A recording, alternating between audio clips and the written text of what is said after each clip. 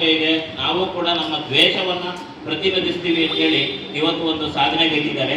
ಈ ಮುಂದೆ ಅವರಿಗೆ ಕಳೆದ ವರ್ಷ ಒಂದು ಅರ್ಜುನ ಪ್ರಶಸ್ತಿ ಸಿಕ್ತು. ಈ ಕಾರ್ಯಕ್ರಮಕ್ಕೆ ಮುಖ್ಯವಾಗಿ ನಮ್ಮ ಕ್ಷೇತ್ರದ ಶಾಸಕರಾದ ಗೋಪಾಲಯ್ಯನವರ ಕೊಡುಗೆ ಅಪಾರವಾದದ್ದು. ಯಾಕೆಂದರೆ ಎಲ್ಲರೂ ಈಗ ಮತ್ತೊಬ್ಬ ಅತಿಥಿಯಾದಂಥ ನಾವು ನಮ್ಮ ಕ್ಷೇತ್ರದಲ್ಲಿ ಕೆಲಸ ಮಾಡ್ತಾ ಬರ್ತಾ ಇದ್ದೀವಿ. ಒಂದು ವಿಕಲಚೇತನರಿಗೆ ಮೂಲದಲ್ಲಿ ಅಂದರೆ ಸೌಲಭ್ಯ ಸಿಗೋದ್ರ ಕಡೆಗೆ ನಾನು ಮತ್ತು ಗುಣಶೇಖರ್ ಅವರು ಕಳೆದ 10 ವರ್ಷಗಳಿಂದ ಕೆಲಸ ಮಾಡಿಸ್ತಾ ಬರ್ತಾ ಇದ್ದೀವಿ.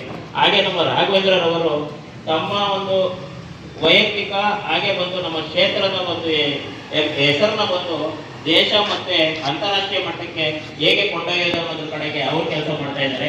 ಈಗಾಗಲೇ ಒಂದು ಕನ್ನಡ ಪ್ರಭ ವತಿಯಿಂದ ಕಳೆದ ಬಾರಿ ನಮ್ಮ ಕ್ಷೇತ್ರದಲ್ಲಿ ಗುರುತಿಸಿ ಅವ್ರನ್ನ ಸನ್ಮಾನ ಮಾಡಲಾಯಿತು. ಇವತ್ತು ಮುಖ್ಯವಾಗಿ ನಮ್ಮೆಲ್ಲರಿಗೂ ಪ್ರತಿಯೊಬ್ಬ ವಿಕಲಚೇತನ ಫೆನ್ಸಿಂಗ್ ಚಾಂಪಿಯನ್ಶಿಪ್ ಅಲ್ಲಿ ಗೋಲ್ಡ್ ಮೆಡಲ್ ಅನ್ನು ತಂದಿರುವ ರಾಘವೇಂದ್ರ ಎಲ್ಲರಿಗೂ ನಮಸ್ಕಾರ. ಮೊದಲನೇದಾಗಿ ರಾಘವೇಂದ್ರ ಅವರಿಗೆ ನನ್ನ ಅಭಿನಂದನೆಗಳು. ದೇವರು ಪ್ಯಾರಾಲಿಂಪಿಕ್ಸ್ ಅಲ್ಲಿ ಕಾಮನ್ವೆಲ್ತ್ ಚಾಂಪಿಯನ್ಶಿಪ್ ಅಲ್ಲಿ ಗೋಲ್ಡ್ ಮೆಡಲ್ ತಗೊಂಡಿದ್ದಾರೆ. ಅದೇನು ಯಾವುದೋ ಒಂದು ಸ್ಮಾಲ್ ವಿಷಯ ಅಲ್ಲ, ಒಂದು ಎಕ್ಸ್ಟ್ರಾರ್ಡಿನರಿ ವಿಷಯ. ಯಾಕಂದರೆ ನೀವು ನಮಗೆಲ್ಲ ಇವರೆಲ್ಲ ಸ್ಫೂರ್ತಿ ಆಗ್ತಾರೆ. ನಿಮಗೆ ಮಾತ್ರ ಅಲ್ಲ, ನಮಗೂ ಸ್ಫೂರ್ತಿ ಆಗ್ತಾರೆ. ನಾವು ಫಿಸಿಕಲಿ ಚಾಲೆಂಜ್ ಆಗಲಿ, ನಡೆಯೋದಾಗಲಿ ಅಥವಾ ನಾವು normal day to day daily activities ಮಾಡೋಕ್ಕೆ ಕಷ್ಟ ಆಗುತ್ತೆ.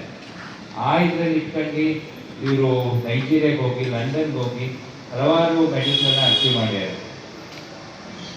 ತಮಗೆ ಇನ್ನು ಮುಂದೆ ಬರೋಂಥ ದಿನಗಳಲ್ಲಿ ತಮಗೆ ಇನ್ನೂ ಮುಂದಷ್ಟು ಏನಾದರೂ ಸಪೋರ್ಟ್ ಬೇಕಾಗಿದೆ, ನಾವಾಗಲಿ, ನಮ್ಮ ತಂದೆಯವರಾಗಲಿ, ನಮ್ಮ ಮುಖಂಡರು, ನಮ್ಮ ಕುಟುಂಬದವರು ನಾವು ನಿಮ್ಮ ಜೊತೆ ಇರ್ತೀವಿ ಅಂತ ಹೇಳಕ್ಕೆ ಇಷ್ಟಪಡ್ತೀನಿ. ಧನ್ಯವಾದಗಳು. 2012-13 ಸಂದರ್ಭದಲ್ಲಿ ಹಗರಣಗಳು ಬರ್ತಾ ಇತ್ತು. ಇವತ್ತು ನಮ್ಮ ರಾಜ್ಯದಿಂದ ಒಬ್ಬರು ಗೋಲ್ಡ್ ಮೆಡಲಿಸ್ಟ್ ಬಂದಿದ್ದಾರೆ ಅಂತ ಹೇಳಿದ್ರೆ ಬಹುಶಃ ಅದು ಅತ್ಯಂತ ಖುಷಿಯಾದಂಥ ವಿಷಯ. ವಿಕಲಚೇತನರವ್ರನ್ನ ಅತ್ಯಂತ ಕುಟುಂಬದಂತ ನೋಡುವಂಥ ನಮ್ಮ ನೆಚ್ಚಿನ ಶಾಸಕರಾದ ಗೋಪಾಲಣ್ಣವರು ಯಾವುದೇ ಸಂದರ್ಭದಲ್ಲೂ ಸಹ ಇವತ್ತು ಗೋಪಾಲಣ್ಣವರು ಒಂದು 20, 30, 50 ದ್ವಿಚಕ್ರ ವಾಹನಗಳನ್ನು ಮತ್ತು ತಳ್ಳುವಂಥ ಚೇರ್ಗಳನ್ನು, ವೀಲ್ ಚೇರ್ಗಳನ್ನು, ನಿಮಗೆ ಯಾವ ರೀತಿ ಸಂಕಲನಗಳು ಬೇಕಾಗುತ್ತೆ, ಏನು ಇಯರಿಂಗ್ ಮಿಷನ್ಸ್ ಇರ್ಬೋದು, ಯಾವುದೇ ಸಂದರ್ಭದಲ್ಲಿ ಇದ್ದರೂ ಸಹ ಅವರು ಮಾಡುವಂಥ ಮೆಡಿಕಲ್ ಕ್ಯಾಂಪ್ಗಳಲ್ಲಿ ಇರ್ಬೋದು, ನಮ್ಮ ಕುಟುಂಬದ ರೀತಿಯಲ್ಲಿ ಯಾವ ರೀತಿ ನೋಡ್ಕೊತಾರೋ ಅದೇ ರೀತಿಯಲ್ಲಿ ನೋಡ್ಕೊಂಡು ಬರ್ತಿದ್ದಾರೆ. ಬಹುಶಃ ಆ ಪ್ರೋತ್ಸಾಹದಿಂದ ಇವತ್ತು ಇಷ್ಟೊಂದು ಜನ ಬಂದಿದ್ದೀರಾ. ಅದರಲ್ಲೂ ಸಹ ನಮ್ಮ ರಾಘವೇಂದ್ರರವರು ಈ ಒಂದು ಸಾಧನೆ ಮಾಡಿರುವಂಥದ್ದು ನಮಗೆ ತುಂಬ ಖುಷಿಯಾಗುತ್ತೆ. ಯಾಕಂದರೆ ನಮ್ಮ ಬಡಾವಣೆಯಲ್ಲಿ ಬಂದಾಗ ನಮಗೊಂದು ಹೆಮ್ಮೆ, ನಮ್ಮ ಊರು ಬಂದಾಗ ನಮಗೊಂದು ಹೆಮ್ಮೆ, ಬಹುಶಃ ದೇಶಕ್ಕೆ ಇದೊಂದು ಹೆಮ್ಮೆ ಆಗುತ್ತೆ. ಅವರು ಇನ್ನೂ ಹೆಚ್ಚಿನ ಮಟ್ಟದಲ್ಲಿ, ಅಂತಾರಾಷ್ಟ್ರೀಯ ಮಟ್ಟದಲ್ಲಿ ಭಾರತ ಹಾಗೂ ಕರ್ನಾಟಕ ಹಾಗೂ ಮಹಾಲಕ್ಷ್ಮಿ ಲೇಔಟ್ ಹೆಸರನ್ನು ಪ್ರಜ್ವಲಿಸಲಿ ಅಂತ ಕೇಳ್ಕೊತಾರೆ.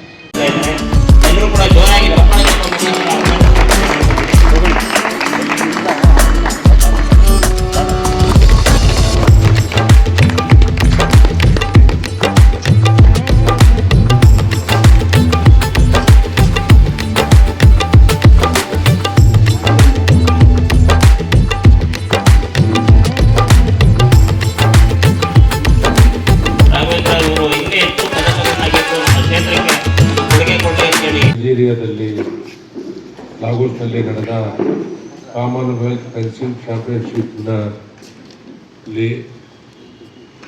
ಭಾರತದಿಂದ ಭಾಗವಹಿಸಿ ನಮ್ಮ ಕ್ಷೇತ್ರ, ನಮ್ಮವರೇ ಆದ ಆತ್ಮೀಯರಾದ ರಾಘವೇಂದ್ರ ಅವರು ಏಕಲವ್ಯ ಪ್ರಶಸ್ತಿ ಕಳೆದ ಬಾರಿ ವಿಜೇತರಾಗಿದ್ದರು. ಈ ಬಾರಿ ಚಿನ್ನದ ಪದಕವನ್ನು ಪಡೆದು ಮೊನ್ನೆ ಸೋಮವಾರ ತಾನೇ ತಮ್ಮ ತಾಯ್ನಾಡಿಗೆ ಬಂದಿದ್ದಾರೆ. ಈ ಸಂದರ್ಭದಲ್ಲಿ ನನ್ನ ಜೊತೆ ವೆಂಕಟೇಶ್ ಮೂರ್ತಿ ಇದ್ದಾರೆ, ಮಂಜುನಾಥ್ ಗೌಡರು, ನಮ್ಮ ಮುಖಂಡರಾದ ರಾಘವೇಂದ್ರ ಅವರು, ಗುಣಶೇಖರ್ ಅವರು, ಅರುಣ್ ಅವರು, ತಾವುಗಳೆಲ್ಲರೂ ಜೊತೆಲಿದ್ದೀರಿ. ಅಂಗವಿಕಲತೆ ಅಂತಕ್ಕಂಥದ್ದು ಆಕಸ್ಮಿಕವಾಗಿ ನಾವು ಹುಟ್ಟತಕ್ಕಂಥ ಸಂದರ್ಭದಲ್ಲಿ ಹೆಚ್ಚು ಕಡಿಮೆ ಆಗಿ ಅದಾಗಿರ್ತಕ್ಕಂಥದ್ದು. ಇದು ಇವತ್ತು ಅಂಗವಿಕಲತೆ ಇದ್ದರೂ ದೇಶಕ್ಕೆ ಕೀರ್ತಿ ತರ್ತಕ್ಕಂಥ ಒಂದು ಒಳ್ಳೆಯ ಹೆಸರನ್ನು ರಾಘವೇಂದ್ರ ಅವರು ಮಾಡಿದ್ದಾರೆ.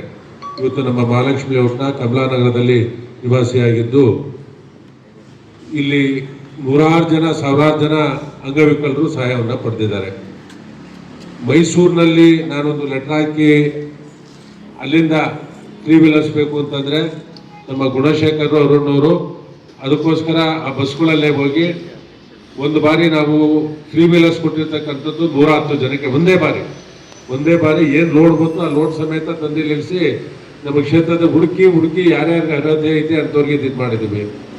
ಈಗೂ ಇನ್ನೊಂದು 30 ಗಾಡಿಗೆ ಈಗಾಗಲೇ ರೆಡಿ ಆಗಿದೆ, ಇನ್ನೊಂದು 30 ಗಾಡಿಗೆ ರೆಡಿ ಆಗಿದೆ.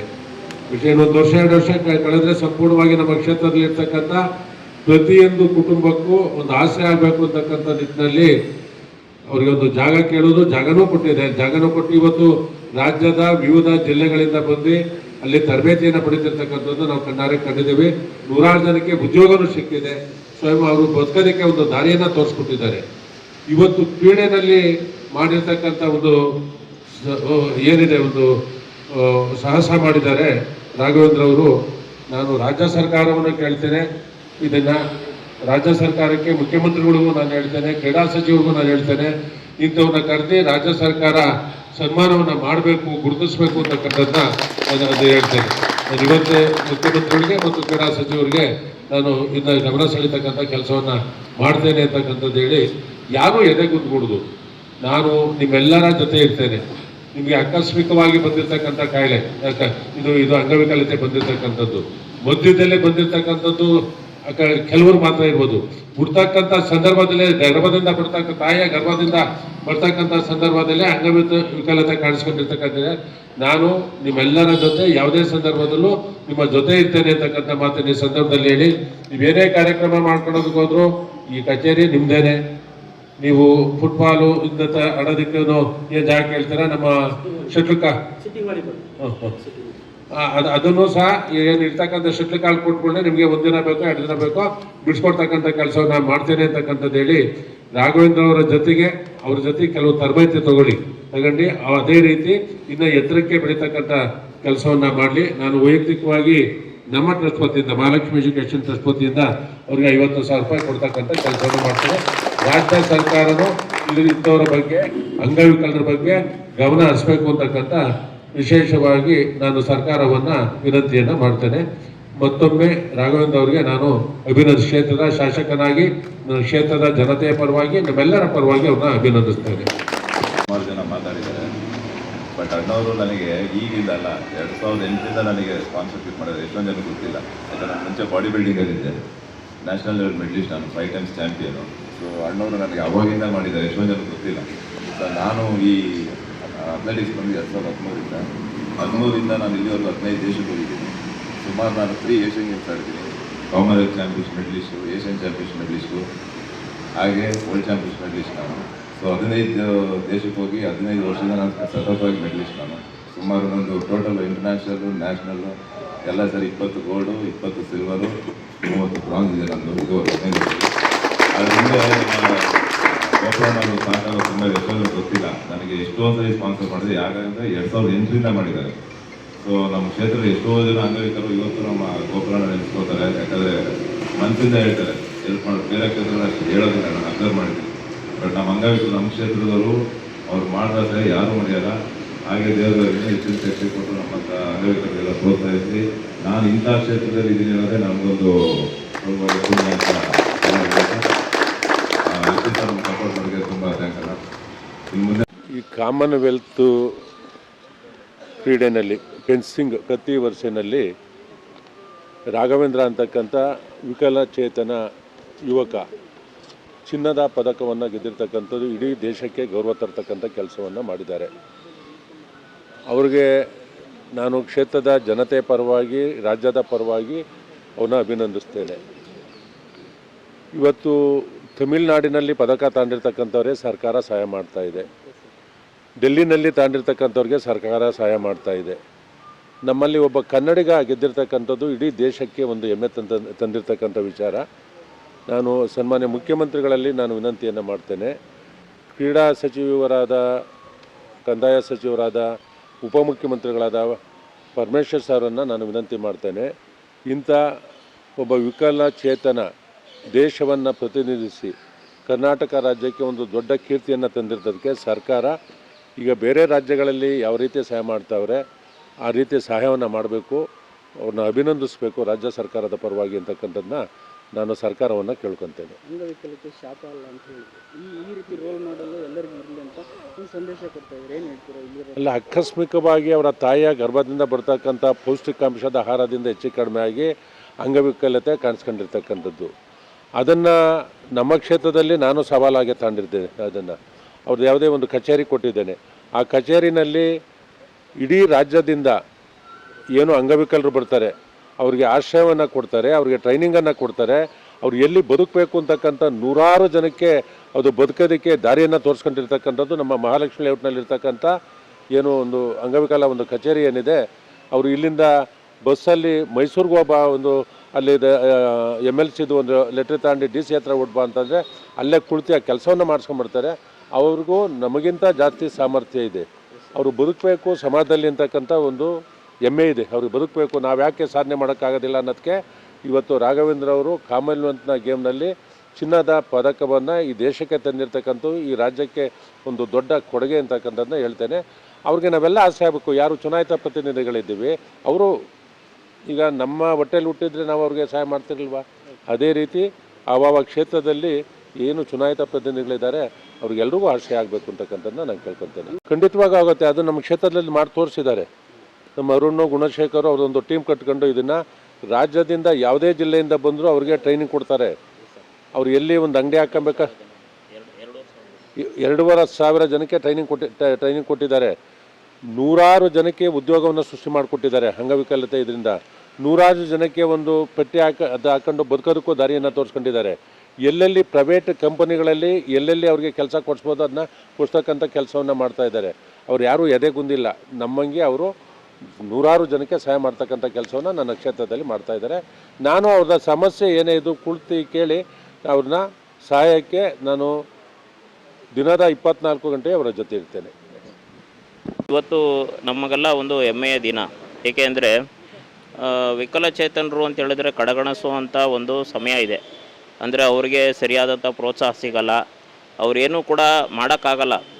ಸ್ವಂತ ಮನೆಗಳಲ್ಲೇ ಬಂದ್ಬಿಟ್ಟು ವಿಕಲಚೇತನರು ಅಂದರೆ ಅಸಡ್ಡೆಯಿಂದ ನೋಡ್ತಾರೆ. ಇಂಥ ಸಂದರ್ಭದಲ್ಲಿ ಇದನ್ನೆಲ್ಲ ಮೆಟ್ಟಿ ನಿಂತು ರಾಘವೇಂದ್ರರವರು ಏನಾಗಿದೆ ಅಂತ ಹೇಳಿದ್ರೆ ಅವರ ಒಂದು ಫ್ಯಾಮಿಲಿಗೆ ಮಾತ್ರ ಅಲ್ಲ, ಅವರ ಒಂದು ಸ್ಥಳೀಯ ವಿಧಾನಸಭಾ ಕ್ಷೇತ್ರಕ್ಕೆ ಮಾತ್ರ ಅಲ್ಲ, ಇಡೀ ದೇಶಕ್ಕೆ ಹೆಮ್ಮೆ ತರೋವಂಥ ಒಂದು ಕಾರ್ಯಕ್ರಮನ ಮಾಡಿದ್ದಾರೆ. ಈಗ ಮುಖ್ಯವಾಗಿ ಬಂದು ಅವ್ರನ್ನ ಹಂತವಾಗಿ ಒಂದೊಂದೇ ಹೆಜ್ಜೆಗಳನ್ನ ಇಡ್ತಾ ಸಾಕಷ್ಟು ಪದಕಗಳನ್ನ ಗೆದ್ಕೊಂಡು ಬಂದಿದ್ದಾರೆ. ಇವತ್ತು ಅವರಿಗೆ ಸ್ವರ್ಣ ಪದಕ ಬಂದಿರೋದು ನಮಗೆಲ್ಲ ಹೆಮ್ಮೆಯ ಸಂಗತಿ, ನಮ್ಮ ಕ್ಷೇತ್ರಕ್ಕೆ ಒಂದು ಹೆಮ್ಮೆಯ ಸಂಗತಿ. ಇದನ್ನು ಪ್ರೋತ್ಸಾಹ ರೀತಿಯಲ್ಲಿ ನಮ್ಮ ವಿಕಲಚೇತನರ ಕಣ್ಮಣಿ ಅಂತ ಹೇಳ್ತೀವಿ ನಾವು, ನಮ್ಮ ಶಾಸಕರನ್ನ, ಅವರು ಯಾವತ್ತು ಶಾಸಕರಾಗಿ ಬಂದರೂ ಅದಕ್ಕಿಂತ ಮುಂಚೆಯಿಂದನೂ ಸರಿ ಈಗಲೂ ಸರಿ ನಮ್ಮೆಲ್ರಿಗೂ ಬಂದು ಬೆನ್ನೆಲುಬಾಗಿ ನಿಂತಿದ್ದಾರೆ.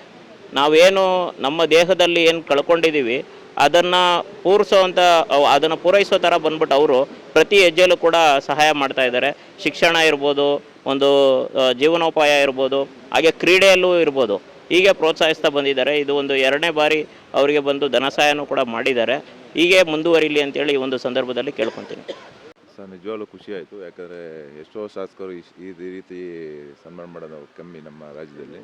ನಮ್ಮ ಗೋಪಾಲಣ್ಣವರು ನಮ್ಮ ಪ್ರತಿಭೆನ ಗುರುತಿಸಿ, ಸಾಧನೆನ ಗುರುತಿಸಿ ನಮಗೆ ಸನ್ಮಾನ ಮಾಡೋದು ಭಾಳ ಹೆಮ್ಮೆ ಇದೆ ಸರ್. ನಾವು ಅಂಗವಿಕಲತೆನ ಶಾಪ ಅಂತ ಕೂತ್ಕೊಂಡ್ರೆ ನಾವು ಯಾವುದೇ ಕ್ಷೇತ್ರದಲ್ಲಿ ಮುಂದೆ ಬರಲಿಕ್ಕಾಗೋದಿಲ್ಲ.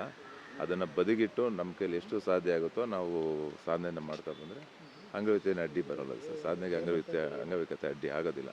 ನಾವು ಒಂದು ಗಟ್ಟಿ ಮನಸ್ಸಿಂದ ನಿರ್ಧಾರ ಮಾಡಿ ನಾವು ಮುನ್ನುಗ್ಗಿ ನಾವು ಅಚೀವ್ ಮಾಡಬೇಕು ಅಂತ ಹೇಳ್ತೀವಿ. ಇಲ್ಲ ಸರ್, ನಮ್ಮನ್ನು ಇನ್ವೈಟ್ ಮಾಡಿಲ್ಲ, ಮಾಡ್ತಾರೆ ನೆಕ್ಸ್ಟು. ಬಟ್ ಪ್ರಧಾನಮಂತ್ರಿಗಳು ಯಾವುದೇ ಕ್ಷೇತ್ರದಲ್ಲಿ ಯಾವುದೇ ಈವೆಂಟ್ಗಳಲ್ಲಿ ಮೆಡಲ್ ಮಾಡಿದವ್ರನ್ನ ಪ್ರೋತ್ಸಾಹಿಸ್ತಾ ಬಂದರೆ ಅದು ನಮ್ಗೆ ಭಾಳ ಹೆಮ್ಮೆ ತಂದಿದೆ. ನಮ್ಮ ರಾಜ್ಯದಲ್ಲಿ ಪ್ರಾಬ್ಲಮ್ ಏನಂದರೆ ನಮಗೆ ಬೇರೆ ರಾಜ್ಯದಲ್ಲಿ ಸಿಕ್ಕಷ್ಟು ಪ್ರೋತ್ಸಾಹ ಕ್ರೀಡೆಯಲ್ಲಿ ಕ್ಯಾಶ್ ಅವಾರ್ಡ್ಗಳು ನಮ್ಗೆ ಸಿಗ್ತಾ ಇಲ್ಲ.